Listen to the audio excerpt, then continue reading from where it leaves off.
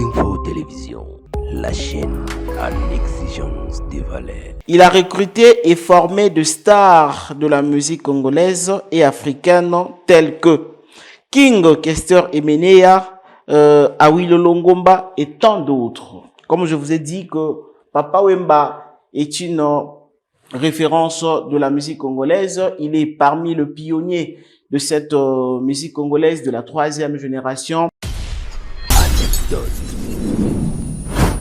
Écrivons l'histoire. Dans les Néa. Alors, idée à couper sa combo Zaïko, il y a qui n'est pas Zaïko, Kobo Yaki Nango. Là, parce que c'est Papa Wemba qui a donné ça. Les noms de Papa Wemba est venu, et pardon, les noms de Langa Langa. Oui, Langa Langa. Est venu de Papa Wemba. Ok. Papa Wemba. Oui, Banino Babenga Langa. Mbala Langa. Mbala Langa, Banino. Langa Langa. Anecdote. Écrivons l'histoire. Il a chanté pour sa défaite, mais Il y a Somo. il y a Somo.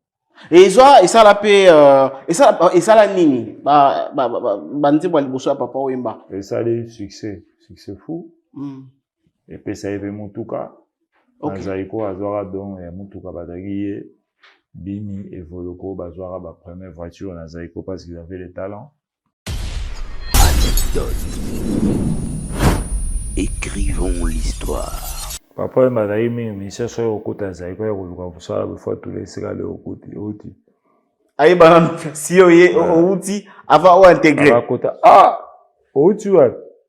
Aïe, c'est Kauka. Ah! Kauka! Beaucoup. Azagi. Indélément, on a reçu la voix. On a reçu ça. Azoka, moi. La cité. Est-ce que vous êtes ah, on l'a cité à Kauka. Azagi, il était trop marrant. À l'époque, voilà, Papa Wemba, c'est un peu ça, quoi. Mais Bazagi, Bateau, Bazagi est un peu discipliné. Anecdote. Écrivons l'histoire.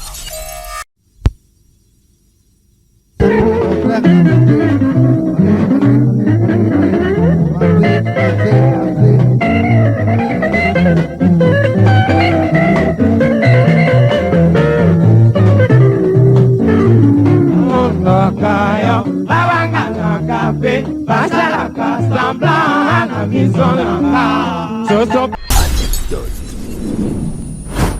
Écrivons l'histoire. Sortie officielle, il y a Viva la Musica, en 1977, la télévision, pour la toute première fois, Et est-ce que Papa Wemba avec Viva la Musica, il a été accepté facilement dans la mélomane et la bonne musique à l'époque? Ouais, il a créé le village Molokai, où ils appellent Akatia Lokolama. Lokolama. Définition, on peut dire Akatia, le village Molokai. Papa Wemba, en tout cas, sorti officiel, voilà, et Pesa qui m'a camé ça. Je fais appel à votre sagesse. À la sagesse Bantou. La situation est plus grave que vous ne l'imaginez. Unissons-nous. Car vous êtes capables de sauver ce pays. Oublions tout ce qui nous a divisés jusqu'ici.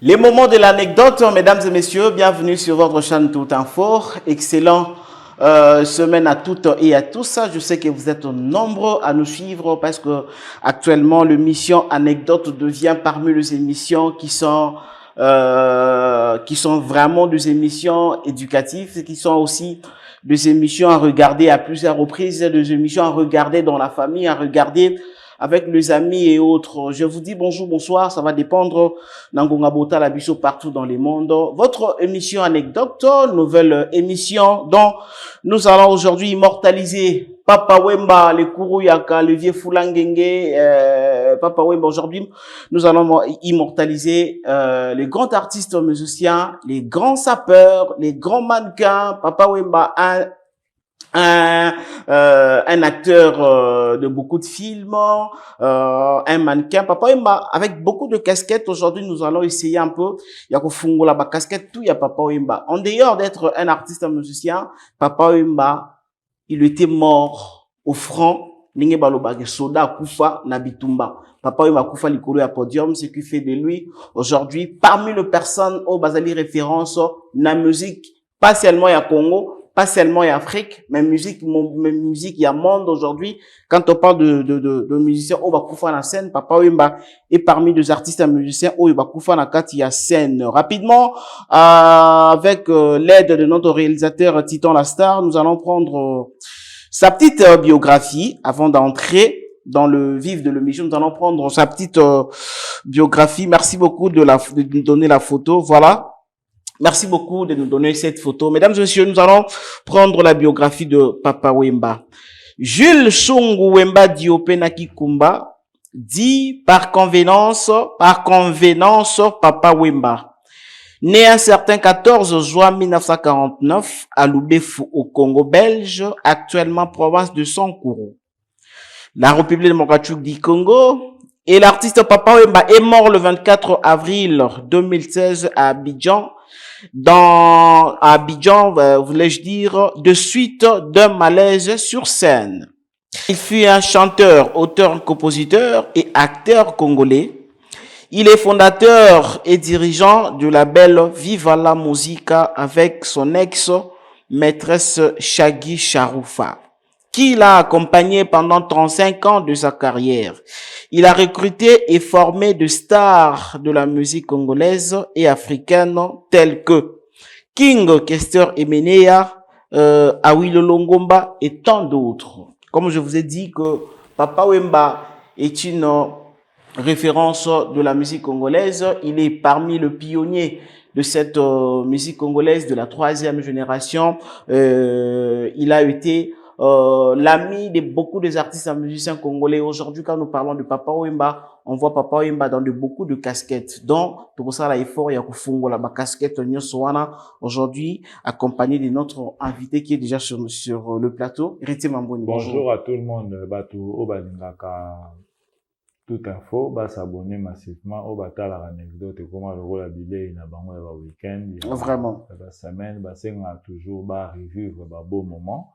Batebela poto la mona babenga nga de Paris, Allemagne, Namboka Badolf Matala, la Italie, Abantongo Kondi, Paris ya balema tout monde, Londres Papi Chamamba, ya ba France ya balubade assez les beaux, ya baladi kiala, babenga trop pour na émission ou papa 11 des sages, ba na émission anecdote mingi za émission mingi ba responsable. Très bien. Bato batala nga l'analyse, batika ko attaquer nga na anecdote parce analyse anecdote c'est deux personnes différentes. Quand je parle de l'histoire, je suis maître. Mais na mona bazara na ba ene mo boye. Il y a analyse ba ya ba mais mangona ba anecdote c'est pas bon. Et aujourd'hui, dans anecdote, comme on fait une parenthèse, on a continué à yango. Il y a tellement beaucoup de contradictions dans les commentaires. Il y a aussi des personnes qui viennent dire que non, aux autres, le kuta. Mais il n'a pas de preuves, il n'a pas de,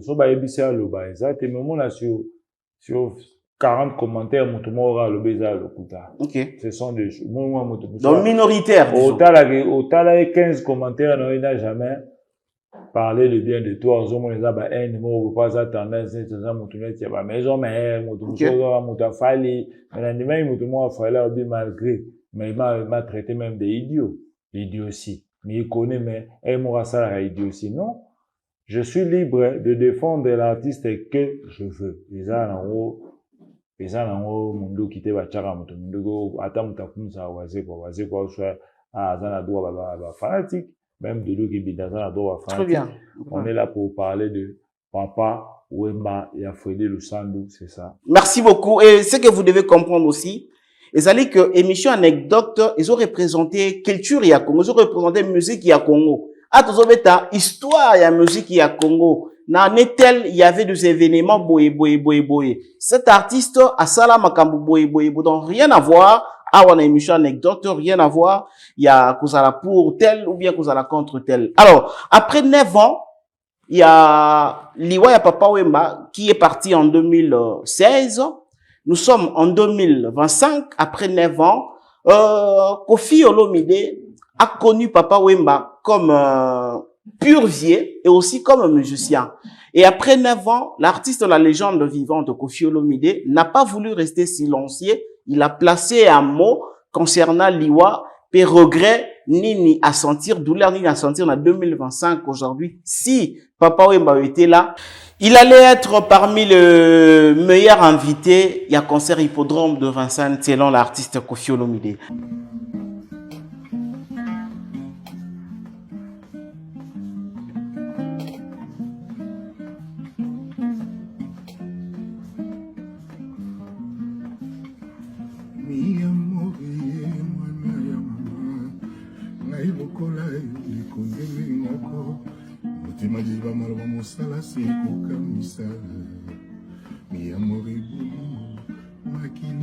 Tambolanga na nzoto mpe bulmu ekwengenga na motema ekokabalaka na moto kaka na liwa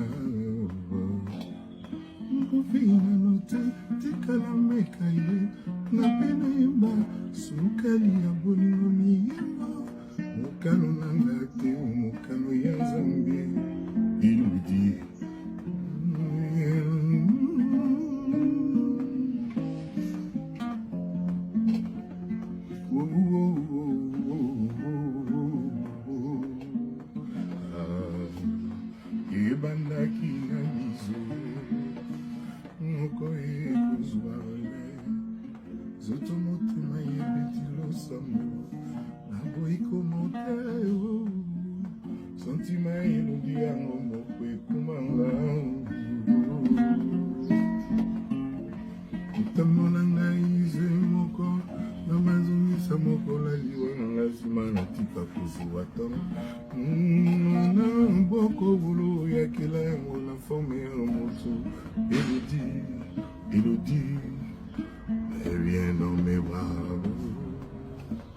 Les amis, aujourd'hui, 24 avril 2025, les amis, il y a 9 ans que Papa Wemba nous quittait.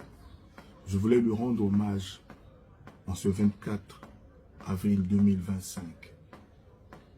On me demande quels seront mes invités à l'hippodrome de Vincennes. Papa Wemba serait encore vivant, aurait été le premier de mes invités de marque. Je salue l'artiste, je le remercie pour tout.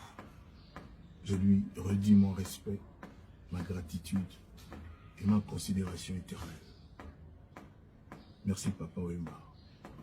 Vive ta mémoire. Héritier Mamboni, quand vous voyez ce genre de paroles, ce genre des hommages Koffi Olomide pour Navio Papa Wemba, vous avez quelle lecture? Hommage Papa Wemba fut le vieux de Koffi Olomide. À l'époque, il y avait une polémique entre le BCBG et Quartier Latin. Maman Ami a été aussi agressée.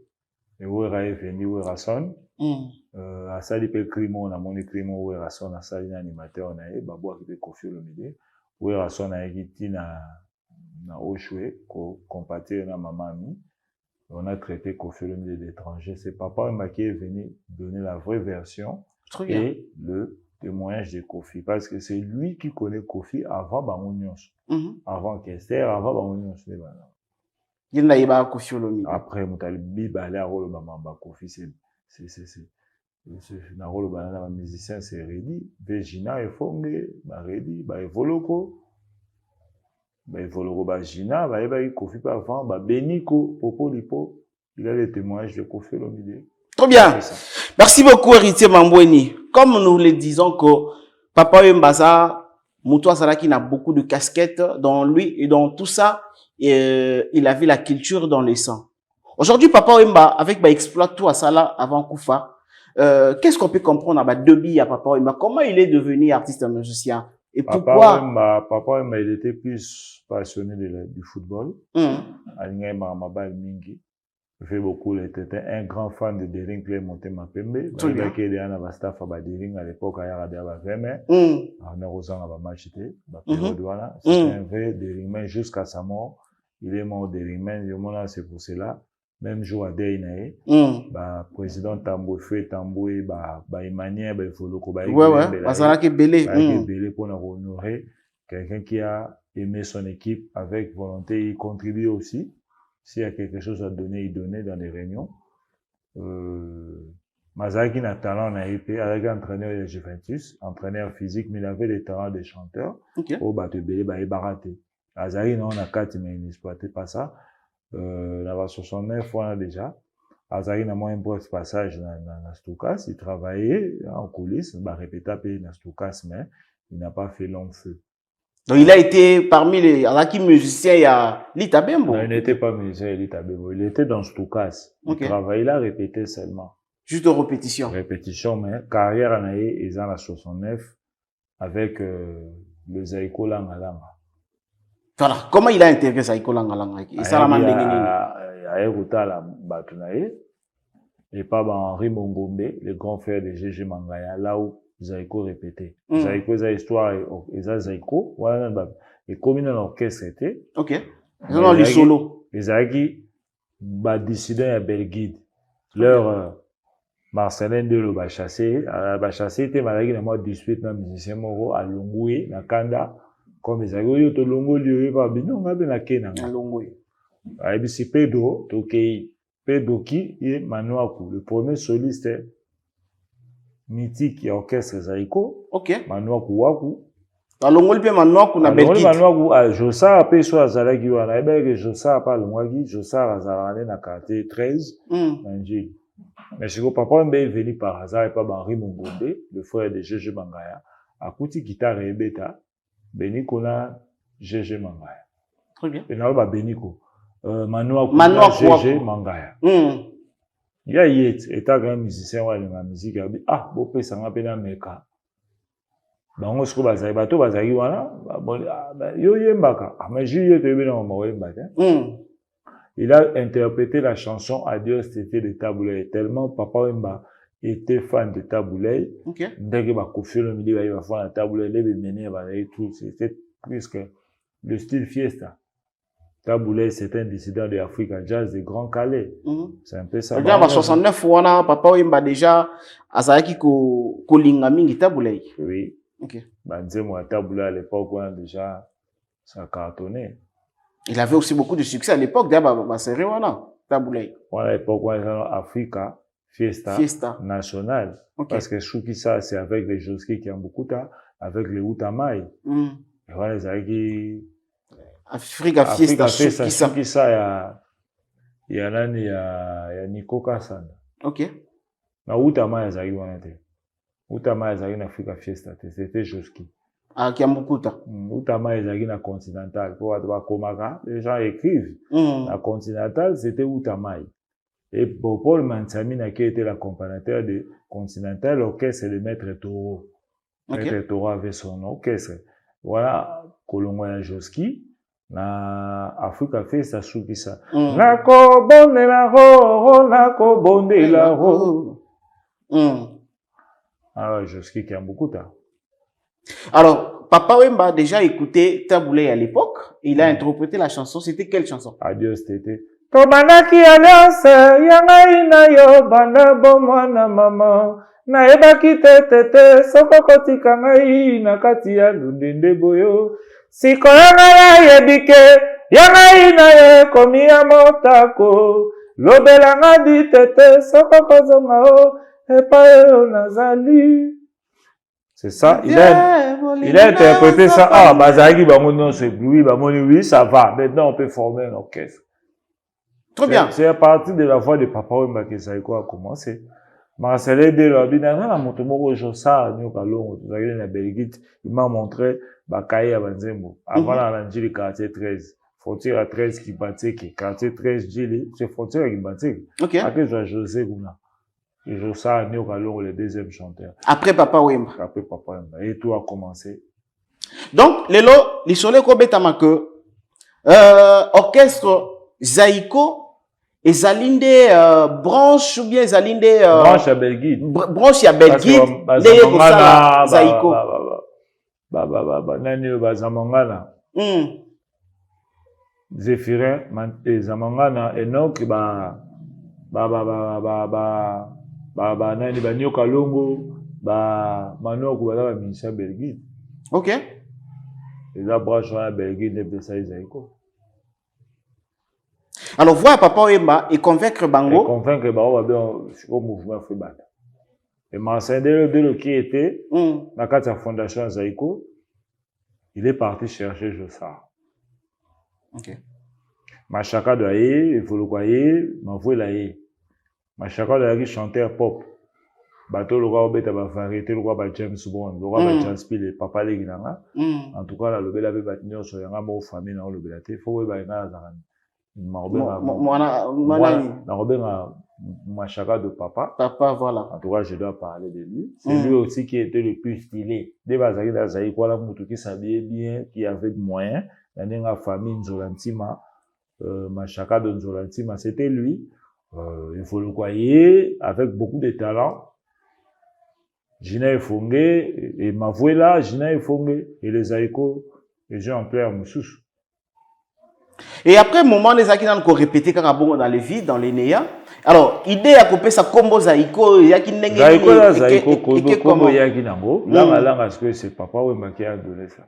Les noms de papa Wemba est venu, et pardon, les noms de Langa Langa. Oui, Langa Langa. Est venu de papa Wemba. OK. Papa Wemba. Oui, banini benga langa. Mbala langa. Mbala langa, banini. Langa langa. OK. Zaiko langa langa. Zaiko langa langa. Papa Wemba. Pesi kombo wana. Papa Wemba, il avait les doigts aussi à Roulongo, après à Québec, la combo à Zaiko. Bah, on savait bien l'autre. Parce que ça y est. Mais il était le premier chanteur. Très bien. Nous allons le deuxième. Le deuxième. Bimi Ombale est venu à 3 mois après la création de Zaiko, étant que Doumé. Alors, évolution, Babandiko évolue comme des musiciens professionnels. Babandiko évolue étant que musicien, la professionnalité. Mais ouais, étant que musicien. Bakoti la tournée, je dis, bon, les Zaiko, la tournée, j'ai mis à ça fait le succès. Na montema, na kone la ye. Et on ça a succès avec le papa. Et puis, mon tour, on a la guitare, il avait 16 ans. En 54. Maintenant, on avait 16 ans. Musicien, mais c'était pas encore professionnel. Professionnel, au coma. Là, bah, quand il premier studio avec la tournée, je sais qu'il peut succès. Là, on compare avec un groupe de jeunes qui s'appelle Zaiko Langa Langa. Okay. Et c'était le début. Il y a succès à un groupe mythique Zaiko. Groupe succès à groupe Zaiko et Bandi. Alors, les apprentis à Papa Wemba, déjà, intervention à Liboso bien, interprétation à Liboso, on dit pas Liboso à Papa Wemba. Et c'était quoi? Pauline. Et ça qui fait succès. Tout bien. Missé Lélé. Il y avait, c'est la vérité. Il y avait Chouchouna. Il y avait Liwa, il y a Somo. Liwa ma Somo, Liwa ma Somo. Il a chanté pour sa mère. Wemba Dioyo. Il a chanté pour sa défunte mère. Liwa nanga ya Somo. Liwa ya Somo. Et ça la paix, et ça la nini. Bandi bo liboso ya Papa Wemba. Et ça a eu succès fou. Et puis ça a été Moutuka.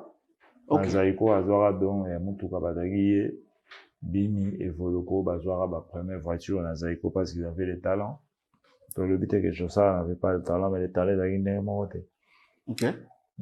Et critère pour qu'on mérite Moutuka, c'est qui? Chanson sur les cartonnés, la chanson quand ça cartonne et le producteur Zala. Et ça on remonte à ça. À côté de 30 000 pour on a 4 ou 5 000. Ouais, c'est rien. C'est rien. Parce que tu as fait le bénéfice de 25 000. Mais là, il y a qui peut-être un bon, là, là, misère, on dit, mais quand même, tu vas avoir 30 000 dans cette affaire. Et ça, Bablo, monsieur Rocha, au côté studio, au côté petit mon studio, il y a chaque temps chez eux. Beaucoup de takara lelo, aussi ça nyonso. Nyonso lelo. Au sabotant, moi. Mais au saboté, au moins, elle est au bimission au boé, et t'as le producteur de l'homme, et t'as le 60 000, 70 000 exemplaires. Tout le monde a l'album est belé. Producteur a négligé l'artiste, on va continuer de la bateau, ce sont des choses qui arrivent dans la musique à Congo. Il faut toujours donner La chance à Moutinho, je crois que c'est producteur. Donc, moi, les cotisés là, c'est tellement de producteurs mingi, et du coup, papa m'a mérité qu'il soit prime. Voiture d'ailleurs, on prime. Oui, dans 74, hein, bah, papa m'a déjà sali banze mon atangi, bah, lui, ya somo, asali ba chouchouna, asali ba, c'est la vérité. C'est la vérité, oh, minouchier. Ni ma monte ma maman, iye. Nze mon apesari de mete, c'est la vérité. Kwa apeka ba copine kaka. Montema la kolobela yo, mabanzo ya mete. Kwa c'était nyoka longo. Mabanzo ya mete, ezangeli ngai. Mais est-ce que ça n'a pas, ebotaki monzou ate que papa wemba, nani boy bazimutu, kame bate ba mususu bazimutu kate. Non, il faut na été. Il faut le rasoir na eluzama. Ok.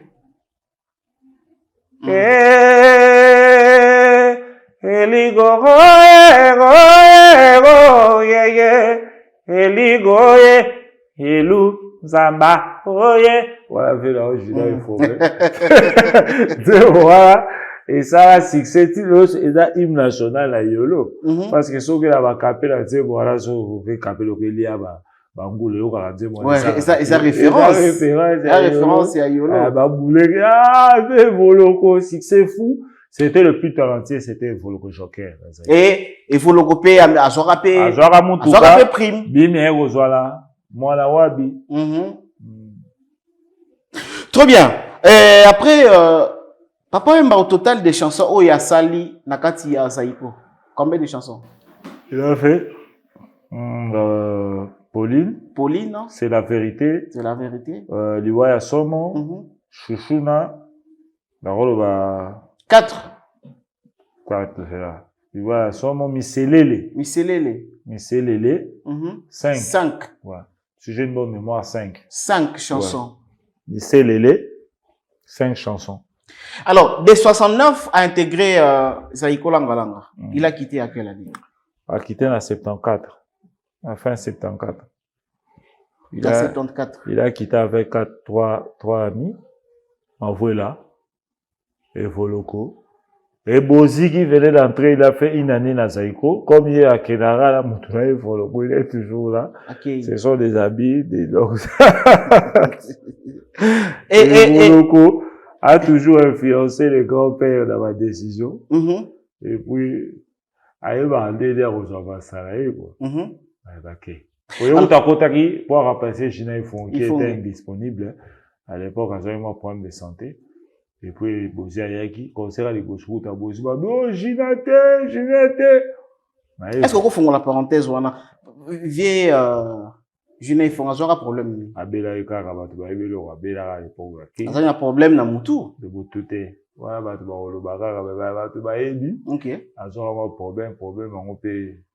Eroki mayo zoya na ye même d'ailleurs kufa vivant les aïeux non malades car les aïeux transmissibles les aïeux do mo na otambo à la famille mais les aïeux que abelaki mutu parce que les gens vont interpréter ce qu'ils vont interpréter Mando Cisalpino Banto Mokonzi Italie Papi Chamamba balobane baladi qui a là balobade assez mais ce n'est pas ce que vous avez entendu c'est vrai mais les gens on ne peut pas parler de ça, mais c'est un peu ça. Très bien. Avant de mettre à départ, il y a Papa Wemba. Déjà, là, de 69 à 74, voilà.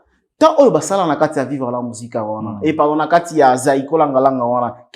Quelques anecdotes, oyo. Nenga vivre na ba masana, ba Voloko, ba Bozi, ba Josa. Quelles sont quelques anecdotes, ba vivre n'engeni? Papa Wemba d'ailleurs mais c'est ça au côté Zaiko ya koluka ça la fois tous les ségalés au côté outi aïe banane si oye outi avant ou intégrer à côté outi ouais aïe c'est kauka cool azagi ndegere moi on a reçu azo comme moi c'est quoi outeli on l'a cité à kauka azagi là il était trop marrant. À l'époque, voilà, Papa Wemba, c'est un peu ça, quoi. Mais parce que bateau, un peu discipliné. On va avoir un concert. Il faut le connaître, Gina va le roi, leader, alors sur le leader, il n'y avait pas un président, il y avait seulement. Collecte, il y avait un président, fondateur. Fondateur. Avec le chef d'orchestre, Manu Akouakou. Mais il faut le connaître, il n'y avait pas de président, il n'y avait pas de président. Il faut le connaître, Gina va la 4e chanson. Parce que Bango, le président, pourquoi? Parce qu'il n'a plus d'expérience que Bango ou comment? La 4e chanson, il est Bateti. Et lui, il faut un côté de.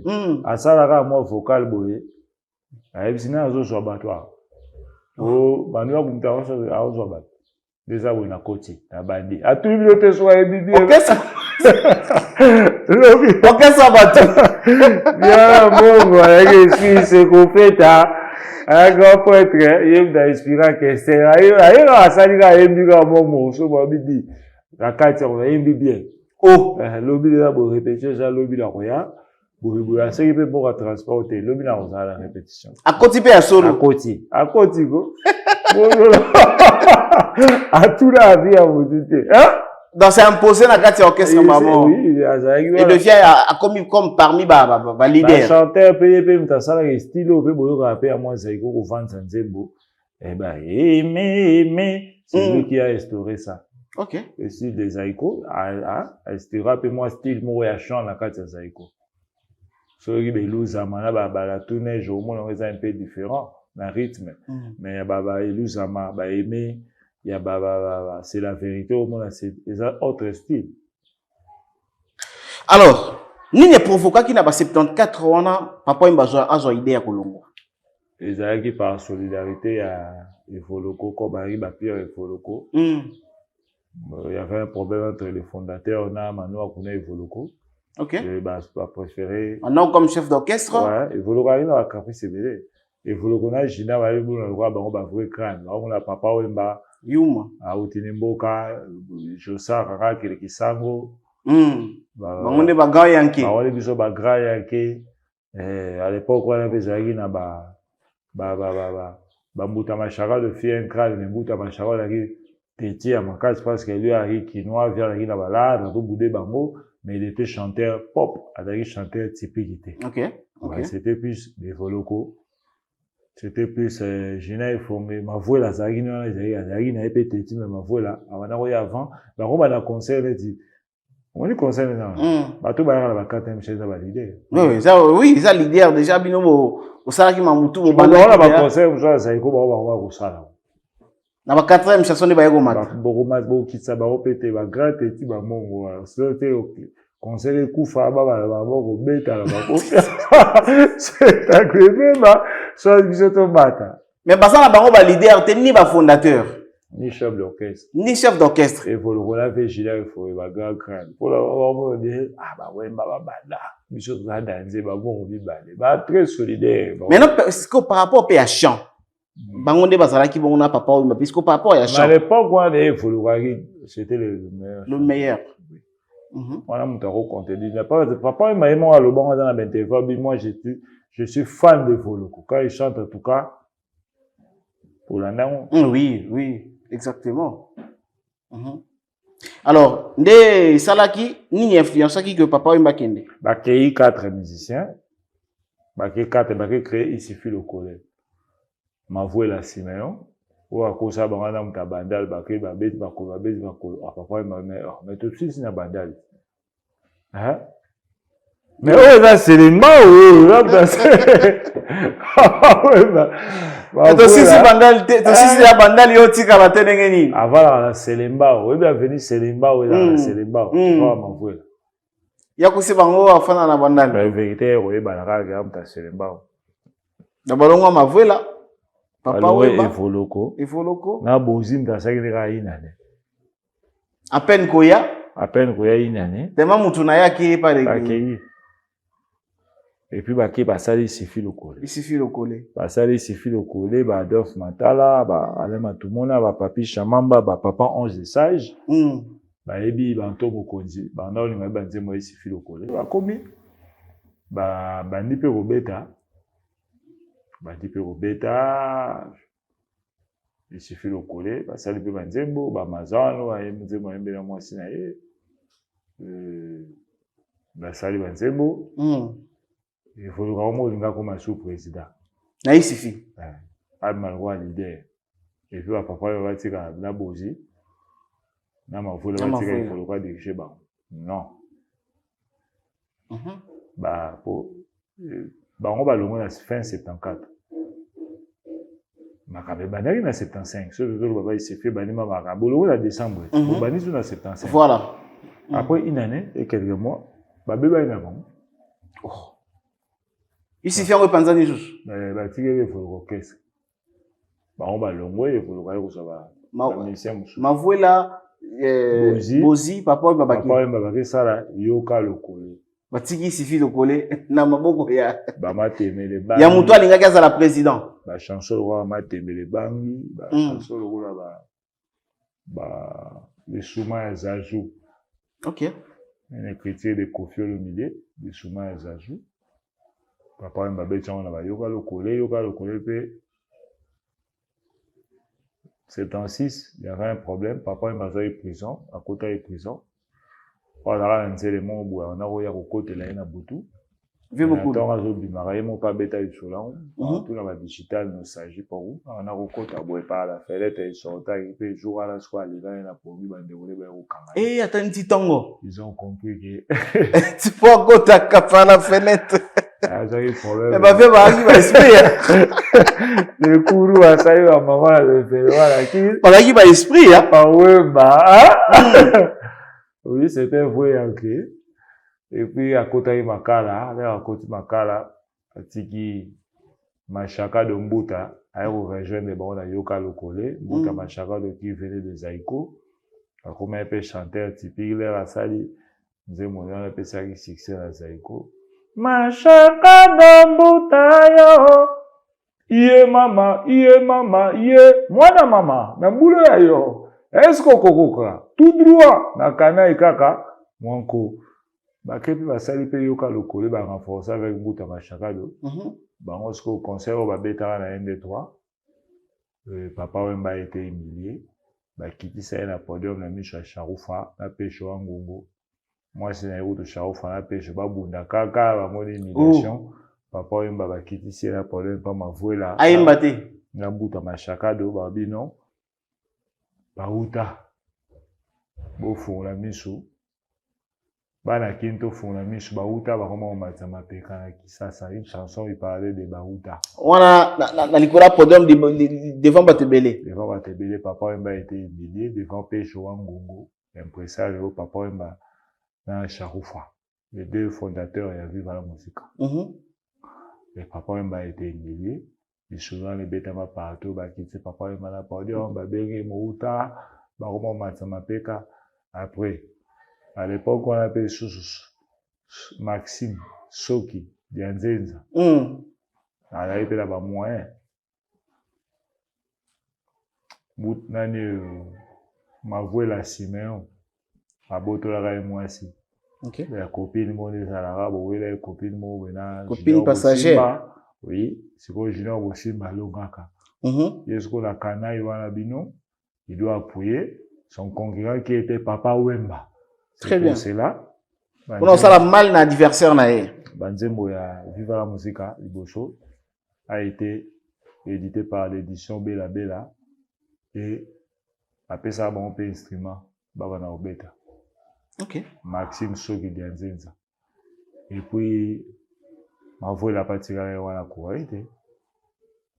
C'est le ma viva papa m'a joyé idée en novembre. Même nana sur le banc déjà bipoli.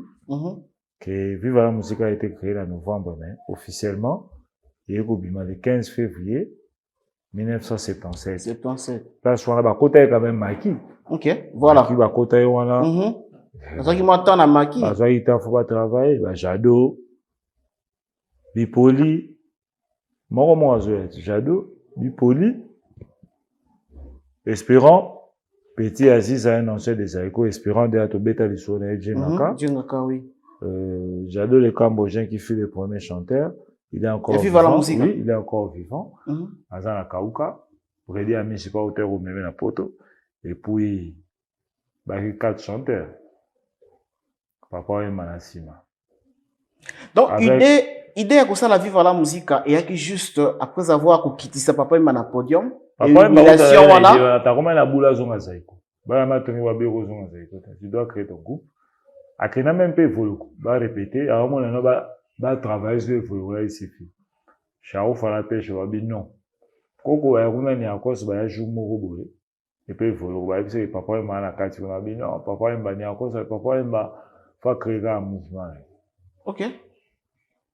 Ya wala na bana yolonde. Ya mwana matonge. Bana matonge ba sali tout pour faire ba bi malikolo. Déjà et ça aussi impulsion ou bien force qu'on appelle à bana matonge. Le papa Wemba a eu le cadre chanteur, a eu le soliste, Gilles Balater, Cyril Bongo en accompagnement, Vépinon s'il est encore vivant, basiste, Moutali Bandi, Otis Kolongoda. Voilà. Alors, il y a un concert, moi, c'est ça, là, il voilà, présenter papa. Je vous présente, voilà, le Bappé, c'est ma biographie. Et papa Wemba. Et voici Wemba! Adara méchant, hein, donné. Amusez le là. Ouais, le et voici pour vous. Wemba! Alors, attendez, donc voici l'artiste que vous attendez, la star internationale, le meilleur musicien de tous les temps en Afrique, au commissaire. Voilà, notre président, notre leader, Papa Wemba de génération, il y a le Bigara. Et voici pour vous, Wemba! Et ça qui marque argument, toi, ça là qui a mon il a eu un wakala, il est koyongoda. Otis koyongoda, motola libandi. Voilà. Tu peux pas ça qui faisait l'empire de Bakuba. Rigo Starae. Voilà. Babo Jacques Bongo de Bayoya. Safo qui après, là, Tofa Kitoko. Et voilà, ça va continuer à vivre. Oui, kilo Bayoya, après, mais autant, si j'ai une bonne mémoire. Donc, recrue, il y a les bossos à vivre la musique. Et ça, bango, très bien. On a tout comme la 77. 77. Le 15 février, c'était le premier concert à vivre la musique en la type K. Barouan Zari à Rocherota Boulaye. Et les 3-3. Le 3 mars 1977, c'était la première apparition de vivre la musique en la TV. Avec, comme, Moutamounan à l'époque, la TV, le grand frère de Kofi était présent. Vieux Nico. Vieux Nico était là. La sortie officielle de la télévision et orchestre vivre la musique. Oui, Johnny était là. Donc, était là comme qui? Musicien, staff, il était non, là comme qui? Papa Massa, il se connaissait avec le vieux beaucoup, là, Massa, mais Voloko, il était dans le milieu. Dans les amis à staff et à leader. Il y a un milieu à Bavé Bozi, c'est parce que Johnny connaît, il appelle ça le vieux Johnny qu'on appelle ça, il pas ça. Il est le grand frère de Kofi, le DM, il appelle ça Benz. Appelle ça Bozi comme grand-père Benz, celui qui a donné Benz. Dans le Moli Bozi, on a un Benz. Ami le grand-père Benz Bozi. Et il était aussi ami de Virginia Ifo. Il s'est confié à Barola Bangala, avec le Juna Janana aussi, Johnny Ko. Très bien. Merci beaucoup, mesdames et messieurs. Nous allons prendre la première image aux sortie officielle à la télévision de l'orchestre Viva la Musique pour la toute première fois. Papa Wemba à la télévision comme leader, il y a orchestre Naye avec ses musiciens, Nassima Naye. On suit l'image, on se retrouve tout juste après.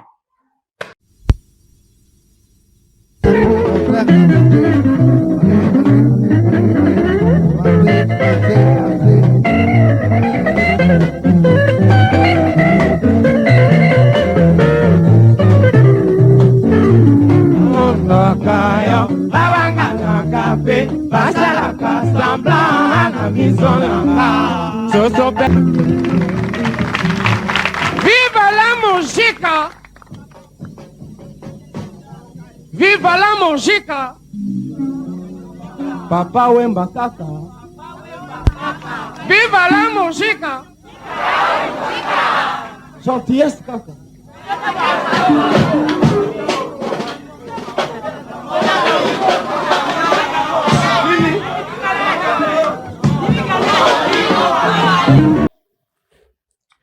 Sortie officielle, il y a Viva la Musica, en 1977, la télévision pour la toute première fois.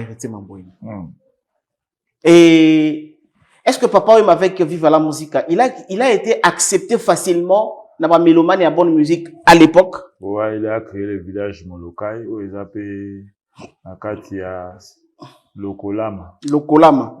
Définition on peut dans Akatia le village Molokai. Papa Wemba en tout cas sorti officiel voilà et pesa qui m'a kamna ça.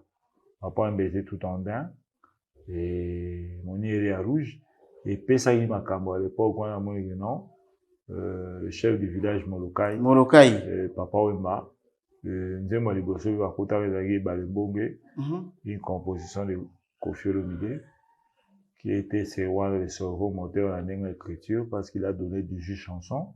Ba gloire mingi à Viva la Musique à la mère supérieure, ba Isana Zoé, Bekotanjoube, ce sont les chansons de Koffi Olomide et ça a équipé la pluie et les beaux temps de Viva la Musique. Très bien. Et aujourd'hui, on peut aussi considérer que l'apport de Koffi Olomide, ça l'a équipé moins mingi pour na Debi à Viva. Pour na Debi à Viva la Musique. Ascension à Viva la Musique. Ba lèvres roses. Et ça va écriture à Koffi Olomide. 18 chansons. Il a aidé aussi Kester dans les compositions de roi Bataille de bronze, Banda Kwandele, Batankale, on a Bagelonko, il va y avoir un peu si Gelonko, il a Bruxelles Mbote. C'est un peu ça. Voilà. Après sortir, on a Viva la Musica et Bandi Sikoyo et commis orchestre professionnel. Papa Wemba n'a pas musicien aïe, leader. Quelques mois. Il y a eu l'apparition de Jean Mombiala, qui est venu aussi changer les données de Viva la Musica. Très bien.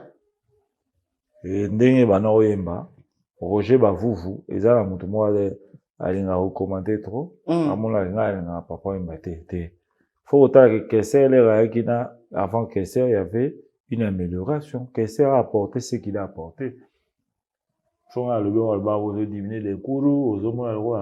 mais c'est l'histoire. Le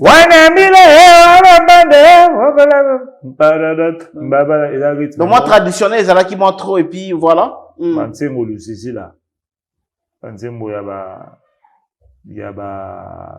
Bipoli. Il y a un peu, mais qu'est-ce que c'est là?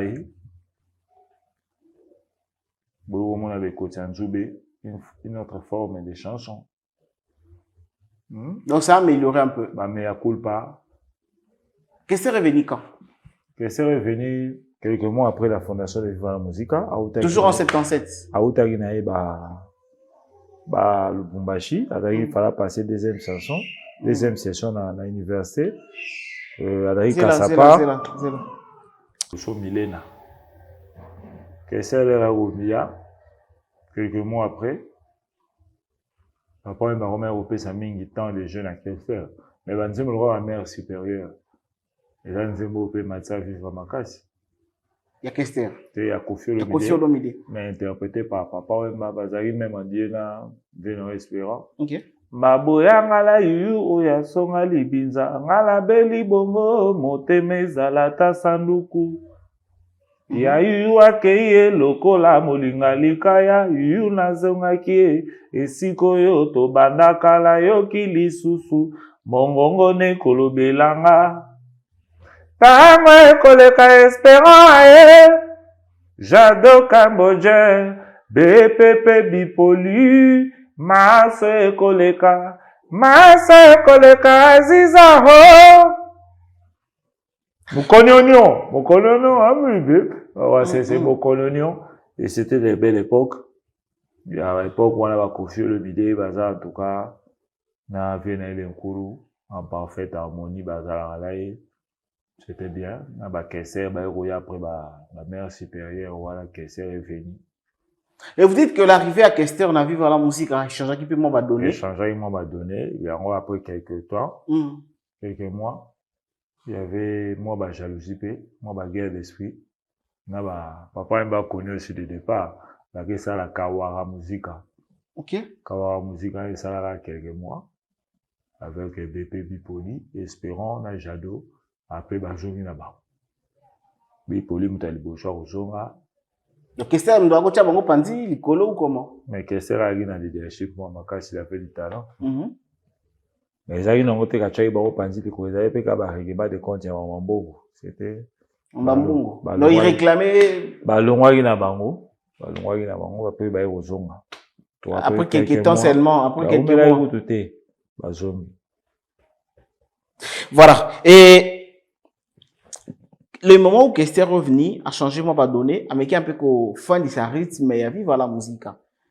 Au bout qu'il y a des choses qui moi un peu chaud le colo, mais Kester a eu à fin d'ici en haut. Alors, fin d'ici en haut. Maintenant, comment était, comment je peux, ben, on sait la chorale Hindou Sankara. Voilà. Fanfa de Moloka est venu. Moi, la matadi. Mais la Kassavou est pas là-bas. Fanfa de Molokai, a équipé la port et Makasi. De Baba et Shabab. El Shabab. A équipé la port et Makasi dans le champ. Die Kambaki. Die Kambaki. A équipé Makasi.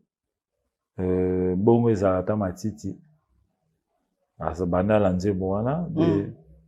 Ba obeta na bakana ko shipike bango. A koti Viva la Musica. Très jeune. Yogo.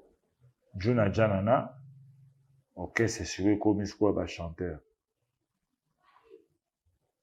Ok, c'est sûr. Le petit Aziz est ok. Il a poto, il a une famille, il est parti en Suisse.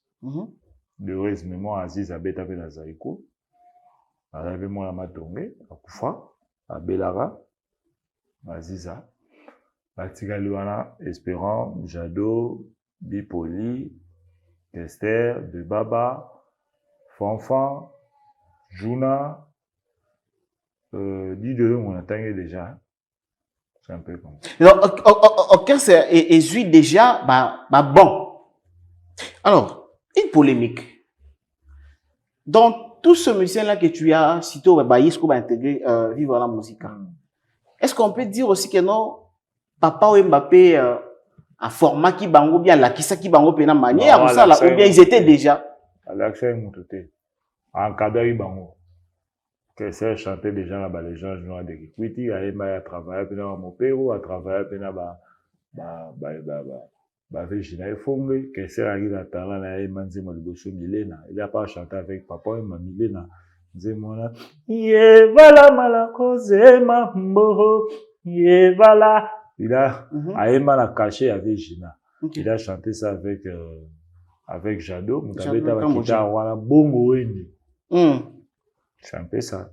Et Jado chantait déjà, Bipoli a la va succès dans l'orchestre Avanjili, et moi, j'en ai la caché, le roi Babosé, premier, avec Bedingwe, Bari Bavelaye, Fumontaku, le grand boulanger Bipoli, espérant au Taralia, Maps, Tabou National, avec Beniko, avec les Bini, avec les Jojo et comment, Abetapé n'a pas frisé, mais pas Taboulé, il était déjà un grand chanteur, yo, l'acceptera. Et Débat aussi chantait déjà? Et Débat, non, il m'a dit la véritable, ça va la musique, avec les Val. Hein? Aïba de la Karako, je sais piqué, avec les jolis mobiles, la Débat va déjà, arriver dans la ténor, on a un macasse, un grand ténoriste. Les gens qui musicien, il a encadré, c'était pas formé. Bon, peut-être formé, c'est trop dire, mais du moins, besoin de lumière grâce à Papa Wemba. Espérant, il va aller dans la frisam, bof. Yoga, il va aller dans la Tumalangwaka. Et Tumalangwaka, ngolo, la maki déjà.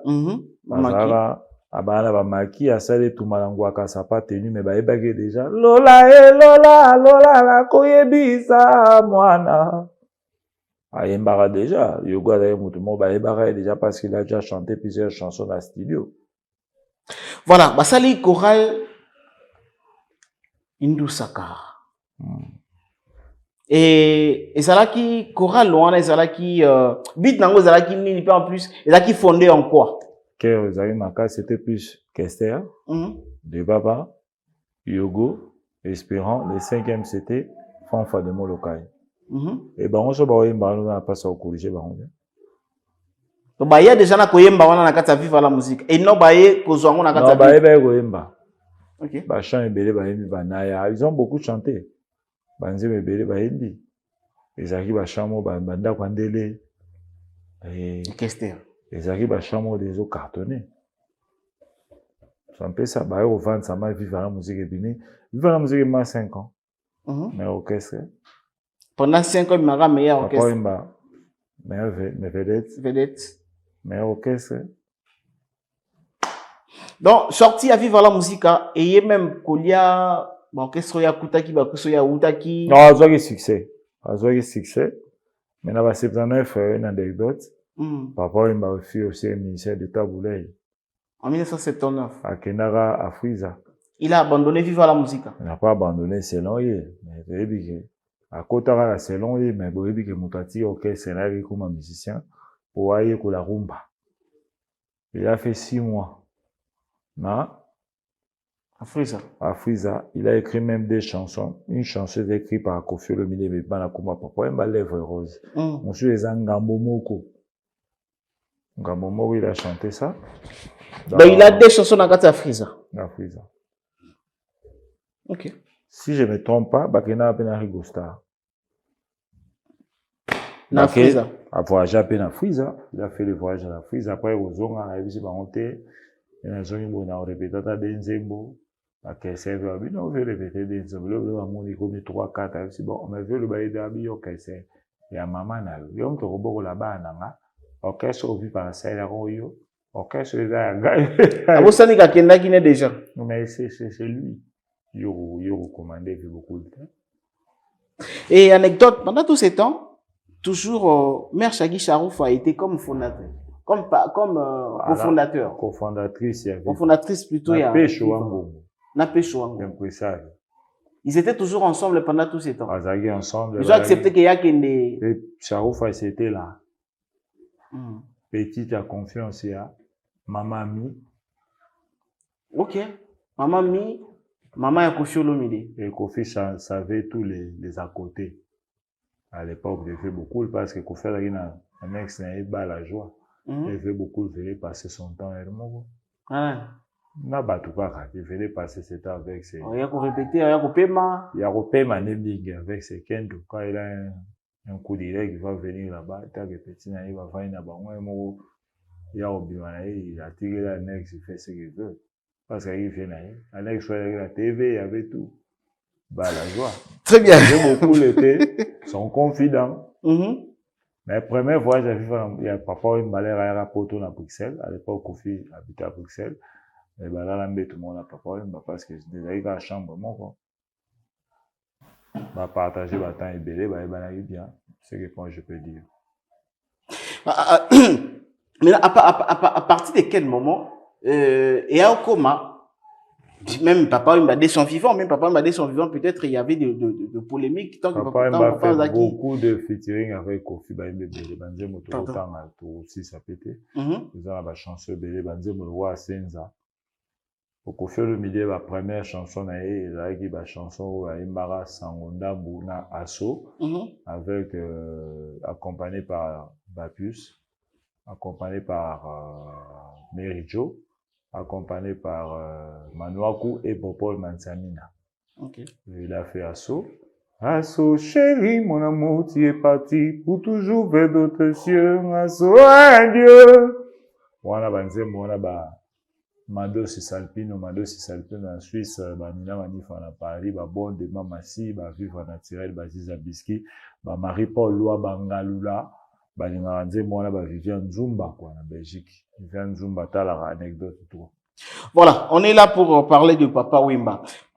Et après, nous étions là pour nous mettre à l'isolo que vive la musique, hein. Dans le moment, chorale Indou Sankara et Salami, Papa Wemba avait beaucoup de bons chanteurs, mais un format bangoté, savoir.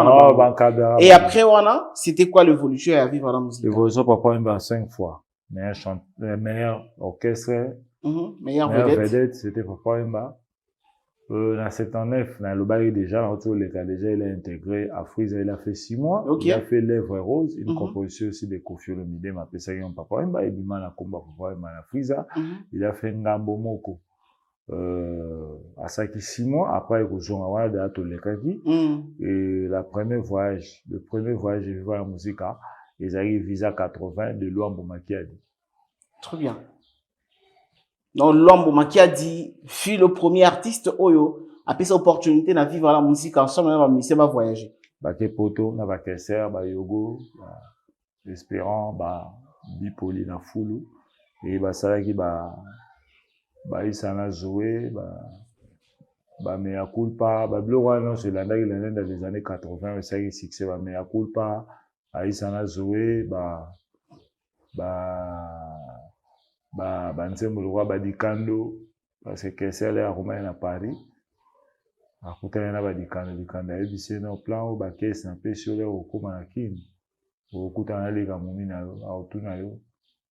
Les gars Moumino là, où il y a Otuna petit frère, il était comment?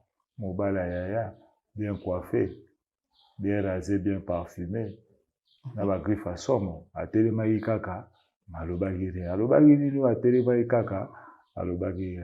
Et Roko tapé la disque, ça a joué. Il était comment, Mobala Yaya, bien coiffé, bien parfumé, bien rasé. Na ba griffe à somme, oh yeah, Isaïe.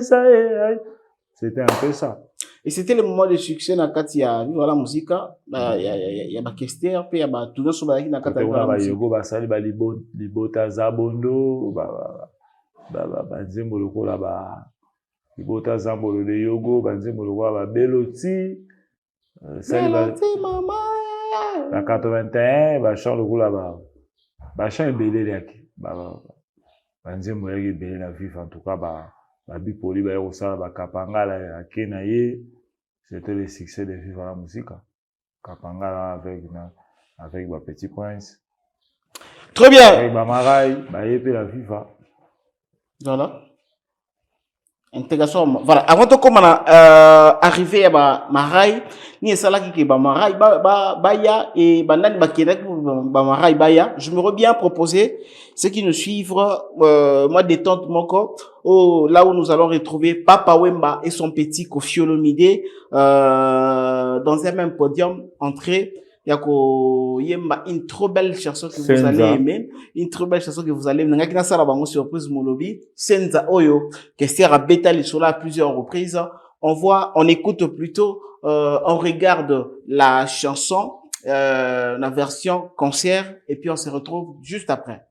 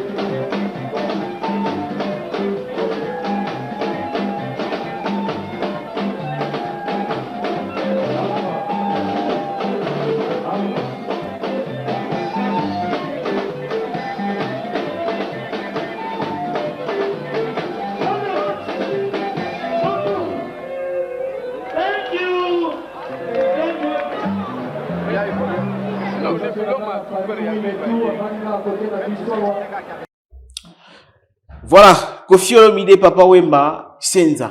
Senza, la chanson composée, écrite par Koffi Olomide. Bah, non, travaillons, bon, mi balé, bon, qu'est-ce à la pembe, non, qu'est-ce à l'air à salir, mignon, smou, bon, monique, balani, na chana, et Koffi Olomide, a le bi, ah, mais qu'est-ce à faire, Wemba, et qu'est-ce à venir poser, à au sala équilibre. Papa Wemba, le Koffi faisait, à au sala voix basse, et qu'est-ce à la na katikati, et puis, et ça l'a bien. Et ça l'a bien, et puis ma meilleure chanson, Koffi Olomide, ma meilleure révélation de l'année, c'était sous le label de Viva la Musique. Très bien. Koffi, Kester, aujourd'hui, on peut dire que c'est un fruit à Viva la Musique. Non, il n'est pas fruit de Viva la Koffi n'est pas fruit de Viva la Musique, mais Koffi était le parolier de Viva la Musique. Il n'a pas joué dans Viva la Musique. Mais il n'a pas joué, oui, bien sûr. Il n'a pas joué dans Viva la la Musique. lumière est venue de Vivre la Musique. On ne peut pas dire que la lumière est venue de Vivre la Musique parce que quand Koffi a chanté Sangonda Moué Asso, c'était avant Vivre la Musique. Mais c'est quelqu'un qui a partagé beaucoup plus le temps avec Papa Wemba. Bateau, bah, joué lumière par Papa Wemba. Déjà, bah, Kesser, bah, Jolie, bah, Debaba, bah, Maraï, parce que, bon, bah, Betara et pas, il y a Papa Wemba, ils étaient des salariés de Vivre la Musique. Mais bango tu ba yogo ba banano avant yogo yaka na ede yaka na kombo espérant yaka na kombo bato ba yana ba kombo déjà ba bipoli ba jado ba ziza et ba debaba ba Kester ba Julie Mubiala ba Lijo ba Stino ba Redi ba Petit Prince ba kombo de belé na ba Gloria ba Célé les rois voilà ba bayana ba kombo te na Viva Luciana o fifi pesa bango kombo ba Fanfa de Molokai bah Joseph Ataki, bah Kito Dembela, le Maraï. Alors, là nous sommes en 1980. Viva la Musique en 1980. Bah les deux coins pas. Après les visas 80, ouais. C'était comment?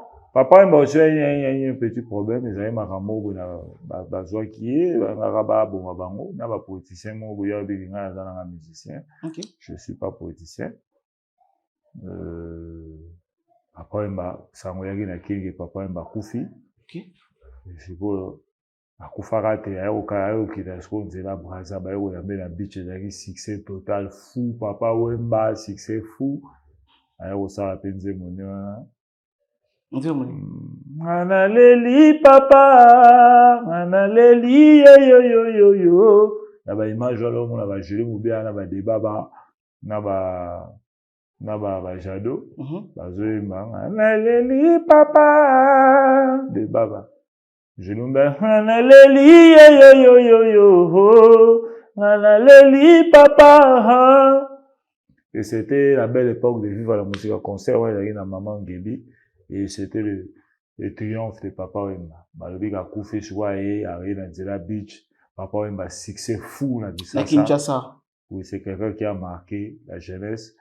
Azaki parmi les pionniers qui ont poussé la SAP dans haut niveau la Kin. Voilà, donc on tapé la lisolango ya SAP parce que ça car na cadre ya carrière ya Papa Wemba comme je le dis au début de l'émission que SAP cinéma mode tout ça fait partie il y a ba branche ou bien il y a ba qualité Papa Wemba zalaki nango.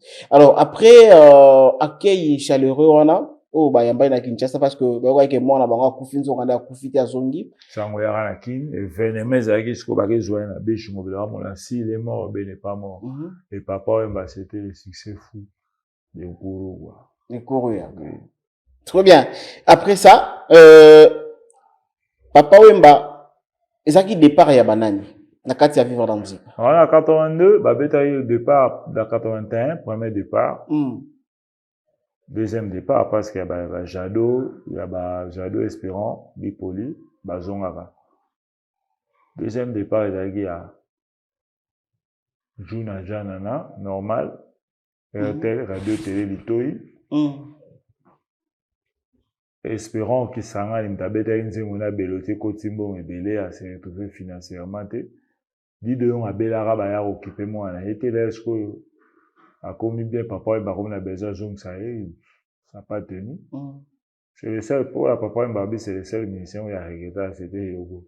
Oui, il y a qui n'a pas eu l'occasion.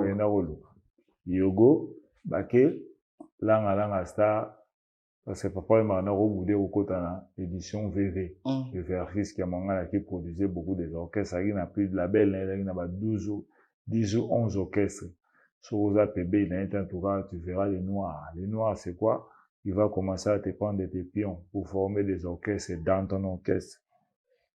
Zaiko ils étaient chicotés par Verkis. C'était le départ de Joe Mali, le bassiste gaucher à la Belgique, à PC Mbote. Le départ de Evoloko. Et Bougia a été fiancé par Evoloko. Son ami toujours. Il va passer au suspension évité. C'est comme ça le Kouta. À l'époque, on avait Evoloko la terrasse. Et terrasse, on a Bacchus. Et Bacchus, il est pas bleu, on a Joe Mali, on a Robert Babou.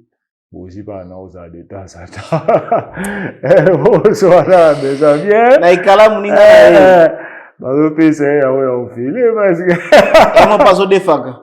Ah, après ça, on après. On peut kéra, bon, Evoloko, aïe, Boutinae. Et à Bozi. Aïe, biché, il est déjà beau, il est comme un bon, hein. C'est quoi, c'est les câbles, Evoloko, Bozi, ça, il est à 5 bien. Ah, conseil écoute à souter. Il est comme un bon, comme ni de FCF qui s'en bien. Première fois, beau, deuxième fois, il a su convaincre son ami FC. Il va faire sur les suspensions. Au-dessus de la suspension, bébé, pour qu'il n'aille pas dans cette année, fio, mouta, qu'il ait une famille. Il y a les lengues à Boketi, car on a pas côté de Libala. Les lengues à la Bozi, ou bien à Basala, de 10 mois. Vous avez fait la poto. Oui. Vous avez fait ça la poto. Let's go. Par là, on peut avoir fier, on peut jusqu'au là, la sauve qui paie. Les lola, les awa. Bah, là, les pas kamala, bah, on pas il a moins, c'est, soit moi, ça, on dit là, il faut de bon, bah, il peut sous la balade, arrêter. Bah, mon arme à camp. Bah, aux gens, à la coupon retour. Ouais, ça y est. Besoin d'un coupon retour. Billet moi moto, vous allez te l'aller, besoin qu'il parce que ça va pas. Hein? Donc, zongi pena sans consentement à bino pour. Mais parce que bah moi vie comme un peu. Va vivre comme il passe. Bah bête un concert à Bosso, bah tu peux là, yé, buta machakado, lengilenga et bah kotara libala mo lengilenga na bozi, bah il loger même place. C'est un peu ça. Voilà. Et retour na bango et ça là qui que et pardon deuxième départ et Voloko Bozi Joe Mali Roxy ba dissident Zaiko que c'est pas kenara na 8 kilos mais ba zonga survivre ba que ça langa star et puis ba départ wana papa imba a recruté Petit Prince a recruté Marai pas Marai a betina Espérante. Et Jolie, qui était le frère biologique de Kessel, est venu. Et Kessel n'était pas content de l'arrivée de son frère. Mais lui était déjà parti. Ah oui, il y a Zonga qui est sous. C'est fait que le Jolie n'a pas.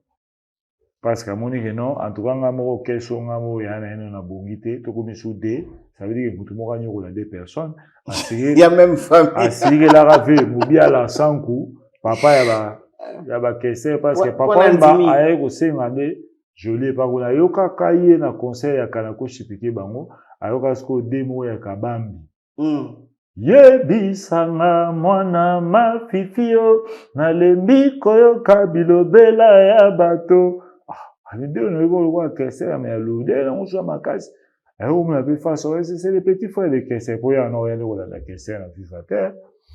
OK alanda été Bato baebara Jolie Moubiala, c'était seulement Wankovia et Jean Moutaïbara Jolie, c'était Kofi Olomide qui côtoyait plus Kester Nanda Ounaya Barumbu, Nanda Gouendele quand il venait, bah au travail, mon a Kester Bachan, net batin de bronze, batin calé, banze moloro là banze moné moussa chawa na banzaki, Nda Gouendele. J'ai oublié même le titre. D'accord, on est attend quand les temps de bronze. Azarana, Jolie Moubiala, Kofi Pena, Jolie Moubiala va travailler en coulisses beaucoup. Va jamais tant retravailler ensemble. Ya Yebaraï. En dehors, il y a Vivant, en dehors, il y a. Ya Yebaraï, quoi. La pire, mon tu y a grand frère naïe, Jolie a pire, mon tu y a Kofi Olomide, pire petit naïe, mais papa, il m'a Jolie. OK. C'est un peu ça. Bah, ok, c'est mon recours, mais mon chéri, bah, bleu, mon qu'est-ce que la monétique a petit joli, bah, on peut joli chanter ça correctement. Donc, il y a combien de privilégiés, joli, que grand frère naïe. Bah, on déjà là, bah, bipoli, déjà, bah, comment déjà, bah, il est vraiment municipal parce que, bah, on va comment il m'a les mains la porte, bah, bon, comme ils ont côté la porte. Comment comprendre d'âge à vieux? Bah, vieux, ils ont mis la trop, bah, comment il est un peu, bah, tout le monde robot. Prince, avec plus, bah, Maraï, il commence à donner confesse, mais, là, bah, débat, bah, je lui mets bien, bah, l'équipe par rapport à la banque, bah, faut monter à coup. Maraï, il est âgement là-bas, mais Maraï était un nouveau venu. Babi Poli. Il n'avait pas de mots à dire. Babi Poli, ce qu'on va là, bah, qu'est-ce que, bah, tu vois, le dédoyen. Fanfa, ça y est, mais Fanfa, il a un occupé, bah, me souhaiter, mais qu'est-ce que, Babi Poli, bah, comment il y a des éléments à craindre. Voilà. Pour la vivre la musique. Oui, pour la papa Wemba. Pour la papa Wemba. C'est ça, en train de suspecter quelque chose chaque jour. C'est un peu ça. Et pendant tout ce temps, pendant tout son temps, papa Wemba fit un grand artiste oyo pour akoma isika ya komaki wana e carrière ou bien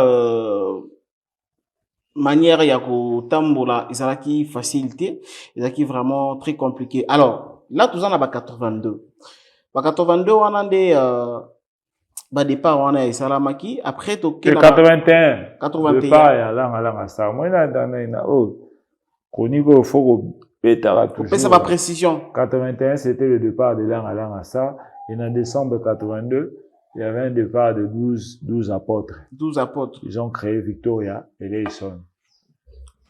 Victoria et Eleison comme en tête d'affiche, Izalaki Bipoli, Kesser, De Baba, Joli Moubiala et Petit Prince. 5 chanteurs déjà à Viva. Baïro rejoindre Bango, na Malembe Chant, na Cartouche Moukatana, Santana Maître Mongo, Baïri Batubata et Viva, je crois.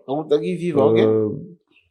8 kilos de Seka, 800 kilos de semoule, 1, 2, 3, 4, 5, 6, 8 kilos. Bazaki na Safo Manzangi, qui est à Londres, Azar vivant. Bazaki na Tofa Kitoko de Rose Mémoire à Koufa. Pacho Star, Utara Viva, Pacho Star, Aemabe. C'est un peu ça, vous avez Coco Lambonda. C'était avec danseur comme danseur. Chaka Kong. Et c'était pour la déstabiliser Viva la musique. Non, Babetara deux concerts, c'est le tout raté. Na Pinos, na basse. Na tangi sous Pinos. Pinos, na basse, c'était là. Parce que, faut y battre le bas. Makabu anecdote, batu baladara bazara, après côté erreur. Voilà, c'est ça. Au rôle de 85 ou 90% bien, 10% on a un rabat hollandais.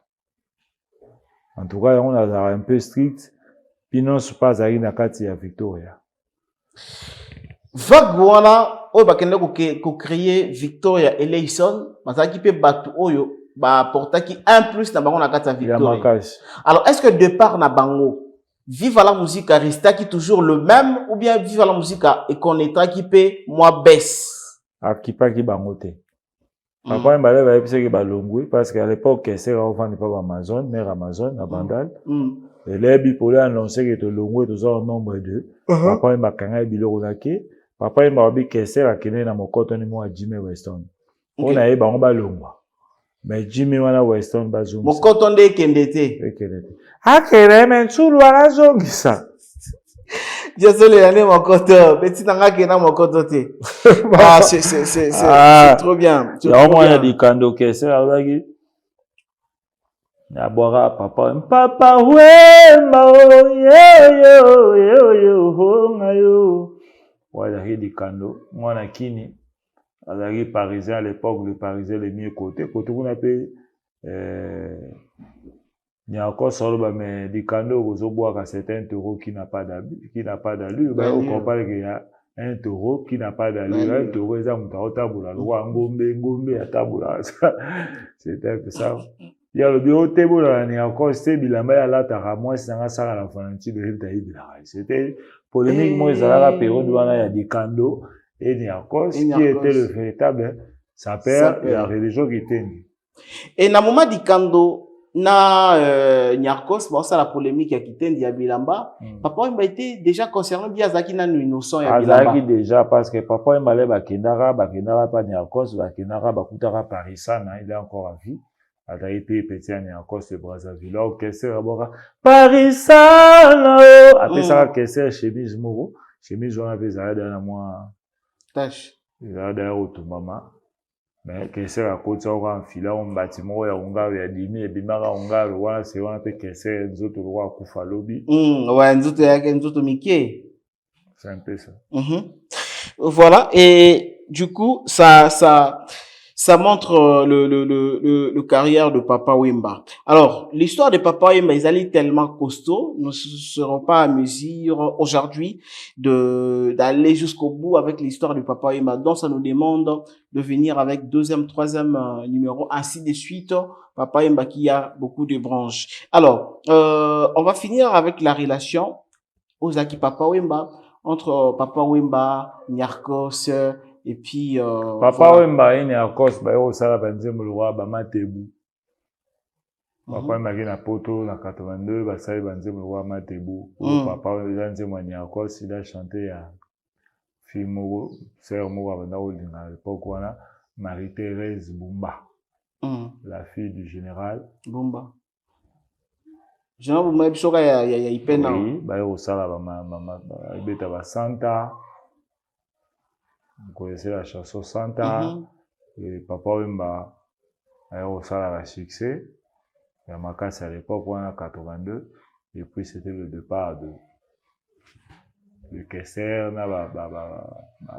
de Baba, en fin décembre 82, et en 83, c'était une autre ère avec Viva la musique. Mesdames et messieurs, je pense que vous aurez aimé que on arrête ici. Non, on s'arrête pas ici. On met les points virgule. Tout est point virgule, concernant l'anecdote d'aujourd'hui. Comment vous trouvez? Déjà bien. On a détente, on nostalgique. Ok. Qu'est-ce que vous proposez, toi? Le combat à Fara entre Kesser et Papa Wemba dans le Lubumbashi. Avant match à Zaïre Maroc, c'était le samedi. Et Kesser a l'attaque bout ya Coco. Papa Wemba qui na mocassin. Ya Coco. Il était en Yuji à Mamoto. Et puis au moment là, et ça là-bas, nostalgie, plaisir, c'est ça. Merci beaucoup, mesdames et messieurs. Vous avez les derniers mots? Les derniers mots, c'est Anto Mokonzi na PC Mbota Mingi. Alain Matoumou à Paris. Papi Chamam à Londres. Lubade a célibataire à Ngai. La Dikiala, na PC Mbota na Bron de Mamassi. Marie-Paul Loa Bangalo à Paris. Papa Ange des Sages. Nina Manifa, Madosi Salpino. Libanga Souka na pesi babote mingi na mwana moko ya Viva oyo alinga Papa Wemba troso to boaki etekeza na peli sumu ya Freddy Lusandu. C'est un peu ça, Freddy Lusandu de tous les jours via Zamta Viva bana Suisse Freddy Mutunamino Freddy Lusandu il est encore vivant quoi. Merci beaucoup. C'est par ici, mesdames et messieurs, que nous mettons un point virgule concernant l'anecdote d'aujourd'hui à Papa Wemba. Hommage, paix à son âme, Papa Wemba. Merci à la réalisation de Papa Titan la Star. Également, merci Nabatu tout. Balanda Kibiso, Bazolanda Biso, Pebakolanda Biso. Continuez à nous suivre, car les programmes de votre champ de valeur, tout info continue. On se retrouve prochainement. Au revoir. Anecdote. Écrivons l'histoire.